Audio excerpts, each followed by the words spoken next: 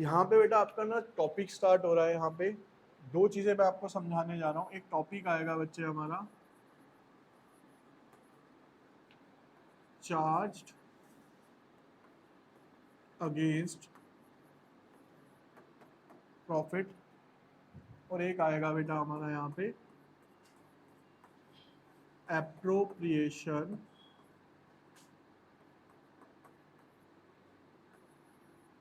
Of profit. ठीक है बच्चे, अब ये चार्ज अगेंस्ट प्रॉफिट या एप्रोप्रिएशन ऑफ प्रॉफिट होता क्या है इसको समझते हैं। हमने बेटा 11th क्लास के अंदर एक अकाउंट बनाया था जिसका नाम होता था यहाँ पे प्रॉफिट एंड, इसके अंदर हम यहाँ पे सारे के सारे क्या राइट डाउन करते थे, एक्सपेंस, और यहाँ पे सारे के सारे क्या राइट डाउन होते थे बेटा, रेवेन्यू। यहाँ तक क्लियर। अब इन दोनों को बैलेंस करके यहाँ पे हमारे पास या तो बचता था क्या, नेट प्रॉफिट, या हमारे पास आता था बेटा यहाँ पे नेट। ये प्रोसेस क्लियर है।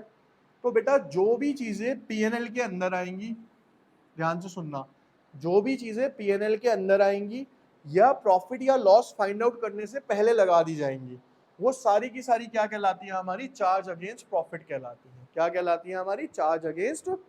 तो देखो बेसिकली ये कुछ इसके बेसिक बता दूं तो ये कब होता है, बिफोर नेट प्रॉफिट, और ये कब होता है, आफ्टर। अब ये बेसिकली है क्या एप्रोप्रिएशन, ये समझ लेते हैं। भाई एक फर्म है, उसने पीएनएल बनाया और उसको यहाँ पे 10,000 का प्रॉफिट निकल के आया फॉर एग्जांपल।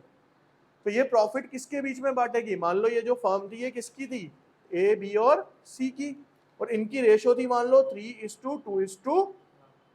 तो ये 10,000 रुपए किसके बीच में बटेंगे, ए बी सी के बीच में बटेंगे। किस रेशो में बटेंगे जी, 3:2:2। तो जो हम प्रॉफिट पार्टनर्स के बीच में डिस्ट्रीब्यूट करते हैं उसके लिए जो अकाउंट बनाया जाता है बेटा, उसे क्या बोलते हैं हम, एप्रोप्रिएशन ऑफ प्रॉफिट।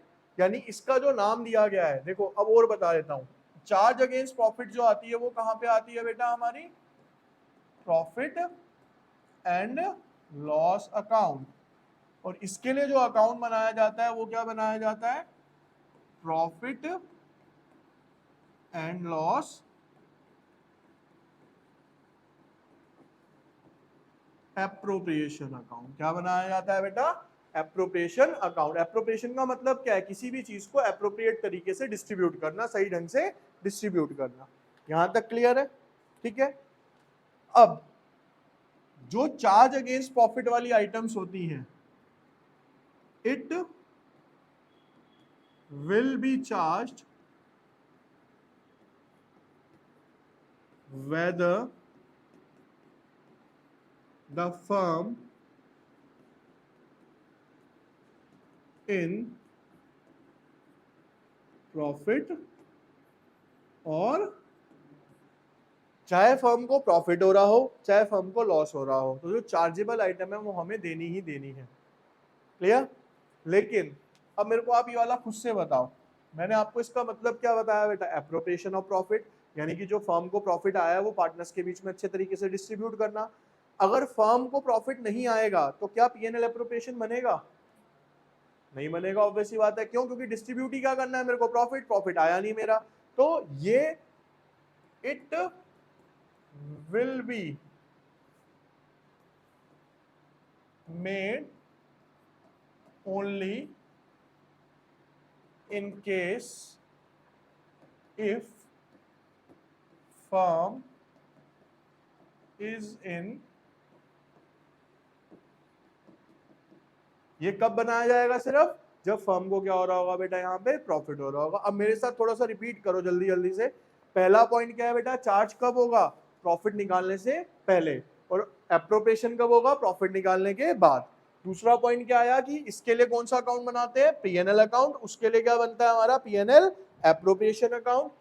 इसको हमें देना ही देना है, भले ही फर्म को प्रॉफिट हो भले ही फर्म को, लेकिन एप्रोप्रिएशन ऑफ प्रॉफिट तभी देंगे जब फर्म को क्या होगा बेटा, यहाँ पे प्रॉफिट होगा, अदरवाइज एप्रोप्रिएशन नहीं होगा। क्लियर बेटा, ये जितनी भी आइटम्स हैं ये प्रॉफिट एंड लॉस से पहले ही तो करते हो आप।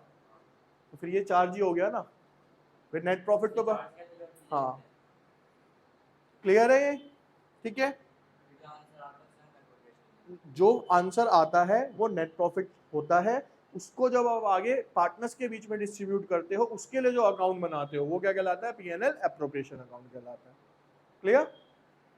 अब एक टॉपिक आएगा बेटा हमारा यहाँ पे, उसको जरा ध्यान से देखना। टॉपिक है यहाँ पे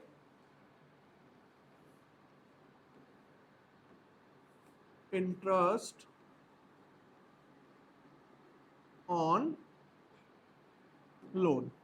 इंटरेस्ट ऑन, अब लोन डिपेंड ये करेगा किसने किसको दिया, किसने किसको दिया। अब पहली कंडीशन बच्चे मेरे पास ये है कि अगर जो लोन है, ठीक है, किसने दिया,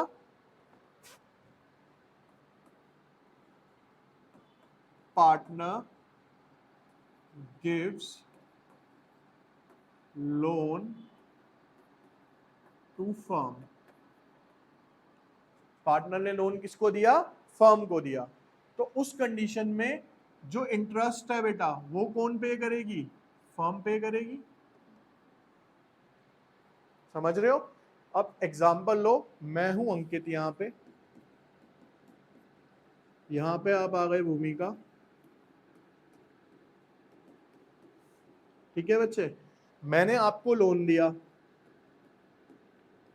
तो अब ऑब्वियस सी बात है बेटा, इसमें इंटरेस्ट कौन देगा, मैं दूंगा या भूमिका देगी, भूमिका इंटरेस्ट देगी ना। तो भूमिका कौन दे रही है यहाँ पे, ये आईओएल पे करेगी। यहां तक क्लियर ये चीज, ठीक है। तो ऐसे ही ऊपर वाली कंडीशन में लोन के ऊपर इंटरेस्ट कौन दे रहा है, फर्म दे रही है। तो यहाँ पे हमें दो कंडीशंस देखनी है, क्या कि अगर बच्चे मेरे को रेट ऑफ इंटरेस्ट गिवन है क्वेश्चन के अंदर, रेट ऑफ इंटरेस्ट क्वेश्चन में गिवन है कि किस रेट से इंटरेस्ट पे करना है। मान लो फर्म में कह रखा है 10%, 8%, तो आईओएल किस रेट से दिया जाएगा, इस रेट से दिया जाएगा। क्लियर।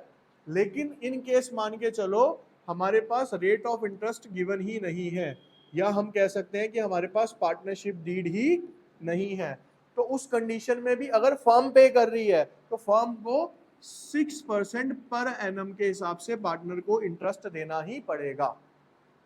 क्लियर हुआ ये टर्म, कि अगर फर्म पे कर रही है। आपको इसमें ध्यान क्या रखना है, दो चीजों का ध्यान रखना है, लोन किसने किसको दिया, या आप एक चीज ध्यान रख लो कि इंटरेस्ट किसने पे करना है। अगर फर्म ने पे करना है तो सिंपल सा रूल है, अगर रेट ऑफ इंटरेस्ट गिवन है तो आप उस रेट से दोगे, अगर रेट ऑफ इंटरेस्ट गिवन नहीं है तो आप किस रेट से दोगे, 6% के हिसाब से दोगे। अब दूसरी कंडीशन यहां आती है क्या, कि अगर firm gives loan to partner. अब लोन किसने दिया, फर्म ने दिया पार्टनर को, तो बेटा यहां पे इंटरेस्ट कौन देगा,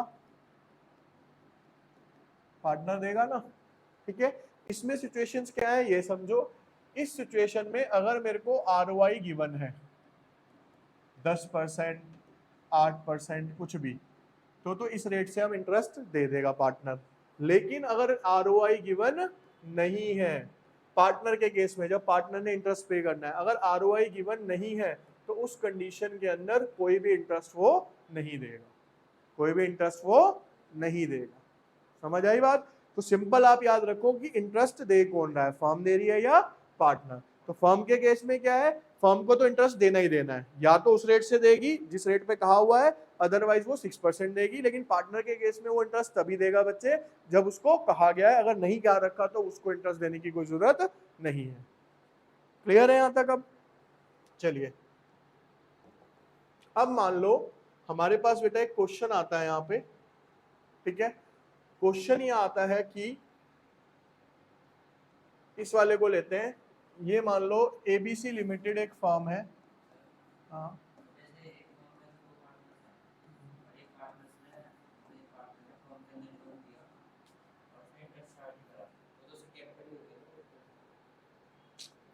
अब एबीसी लिमिटेड है बेटा एक, इसने लोन दिया किसको, ए को। किसको लोन दिया बेटा इसने, तो कौन सी कंडीशन हुई, firm gives loan to partner. Loan दिया कितने का, मान लो 5 लाख रुपए का, और ये दिया कब उसने बेटा, 1 अक्टूबर 2023 को। कितने को दिया? 1 अक्टूबर 2000। अब केस फर्स्ट आता है हमारे सामने। केस फर्स्ट क्या आता है कि क्वेश्चन में हमें रेट ऑफ इंटरेस्ट गिवन है कि 10% पर एनम के हिसाब से हमें इंटरेस्ट देना है। क्लियर? अब मेरे को इसका निकालना है क्या बच्चे, यहाँ पे इंटरेस्ट ऑन लोन। क्या निकालना है? Interest on. तो इंटरेस्ट ऑन लोन की बात करते हैं तो देखो 5 लाख रुपए आपका लोन था। रेट कितना है बेटा उसका? यहाँ पे 10%। ठीक है। कब लोन दिया है बेटा उसने? अक्टूबर में। तो अक्टूबर से लेके अकाउंट कब क्लोज होते हैं? मार्च में।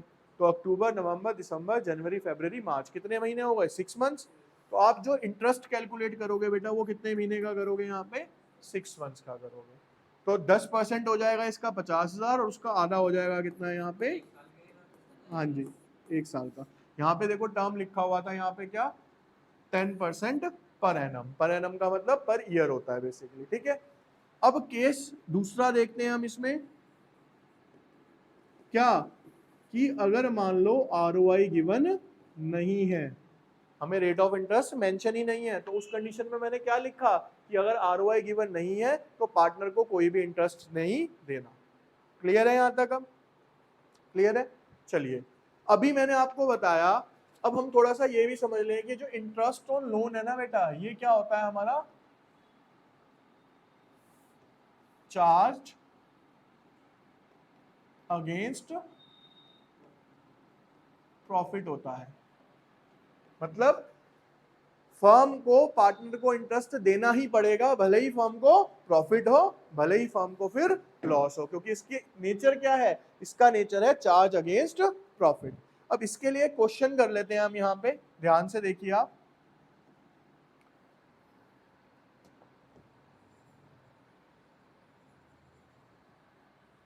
क्वेश्चन है बेटा हमारा यहाँ पे, ध्यान से इधर समझना है, क्वेश्चन करा रहा हूं। क्वेश्चन ये है कि मान लो A/B 2 पार्टनर्स हैं। एक का कैपिटल है बेटा यहाँ पे 4 लाख रुपए का और एक ने कैपिटल लगाया है यहाँ पे 2 लाख रुपए का। ठीक है। रेट ऑफ इंटरेस्ट गिवन नहीं है। ठीक है। अब केस क्या है हमारे, कि पहले केस में फर्म को प्रॉफिट है 25,000 का, दूसरे केस में फर्म को प्रॉफिट है बेटा यहाँ पे 15,000 का, तीसरे केस में फर्म को लॉस है कितने का बेटा यहाँ पे?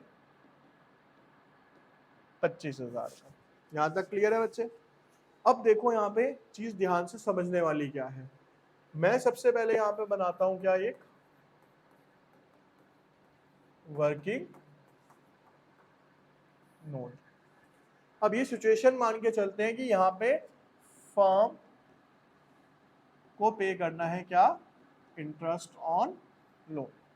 तो अभी कंडीशन क्या बताई बेटा? फर्म के केस में अगर आरओआई गिवन भी नहीं है तो वो कितने रेट के हिसाब से पे करेगी? 6% के हिसाब से। तो आप यहाँ पे देखो ए और यहाँ पे हो गया बी। बेटा ए ने कितना लोन दिया था? यहाँ पे लोन अमाउंट लिख देता हूं मैं, ये क्या है? लोन 4 लाख रुपए का। ठीक है। कितने रेट के हिसाब से दिया? कुछ नहीं कह रखा, तो 6%। अब हम ये मान के चलते हैं कि ये जो लोन दिया था, ये दिया था इसने 1 अक्टूबर 2023 को। तो टाइम पीरियड कितना हो गया बेटा यहाँ पे? 6/12। 24,000, आधा आ गया इसका कितना? 12,000।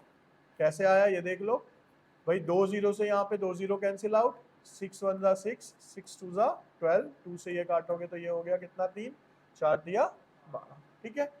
अब दूसरे का यहाँ पे निकाल लो। दूसरे ने कितना दिया बेटा? 2 लाख। रेट ऑफ इंटरेस्ट कितना है बेटा हमारा? 6%। इनटू में कितना हो गया? 6/12। तो इसका कितना आ जाएगा यहाँ पे? Total rate of interest IOL कितना निकल गया मेरा यहाँ पे? 18,000। अब बेटा यहीं पे चीज समझने वाली है जो टॉपिक हम थ्योरी में पढ़ रहे हैं। क्या मैंने क्या बोला कि फर्म को भले ही प्रॉफिट हो, फर्म को भले ही लॉस हो, उसे तो इंटरेस्ट देना है। तो अब जब वो यहाँ पे इंटरेस्ट देगा तो इंटरेस्ट ऑन लोन कितना आया बेटा? Interest on loan 18,000। तो अब फर्म के पास कितना प्रॉफिट बचा? कितना प्रॉफिट बचा? समझ गए कैसे? 25,000 का प्रॉफिट था, उसमें से क्या दे दिया बेटा उसने? 18,000 का इंटरेस्ट ऑन लोन। अब ये किसके बीच में बांट देगा? वो ए और बी पार्टनर्स के बीच में। अब दूसरी कंडीशन क्या है यहाँ पे? IOL। अब भी कितना देना है मेरे को? 18,000। अब बेटा खुद सोचो, 15 में से 18 जाएंगे तो पॉजिटिव के 3,000 बचेंगे, नेगेटिव के नेगेटिव के, यानी फर्म को यहाँ पे क्या हो गया? 3,000 रुपए का। अब ये लॉस किस में बटेगा? ये भी ए और बी में ही बटेगा। भाई फर्म ने तो इंटरेस्ट पे करना ही है, फर्म को चाहे घाटा हो रहा हो चाहे कुछ भी हो रहा हो। ऐसे ही यहाँ पे भी हो तो रहा है। हाँ तो लॉस की अभी मैं क्या बता रहा हूँ बेटा, तेरे से ये तो समझा रहा हूँ आपको कि इंटरेस्ट ऑन लोन हमें पे करना ही करना है, भले ही फर्म को प्रॉफिट हो, भले ही फर्म को। ठीक है, अब जैसे यहाँ पे 25,000 का क्या ऑलरेडी लॉस ही तो है बच्चे से, तो 25,000 का लॉस प्लस 18,000 रुपए का और उसे पे करना पड़ेगा, तो अब उसका टोटल लॉस कितना हो जाएगा? 43,000 रुपए का हो जाएगा, है ना। अब ये भी कहाँ जाएगा? ये और समझ आ गया? तो यानी इंटरेस्ट और लोन हमें देना ही देना है, भले ही फर्म को क्या हो रहा है, हमारा प्रॉफिट होगा या लॉस होगा, उससे कोई लेना नहीं। लेकिन कौन सी चीज है जो हमें देनी ही होती है? वो वाली चीजें बेटा जो कि चार्ज अगेंस्ट प्रॉफिट के अंडर आती हैं, वो हमें देनी होती है आंख बंद करके, भले ही फर्म घाटे में चली जाए। ठीक है, क्योंकि वो चार्ज अगेंस्ट प्रॉफिट की कैटेगरी है हमारी। क्लियर है? ठीक है।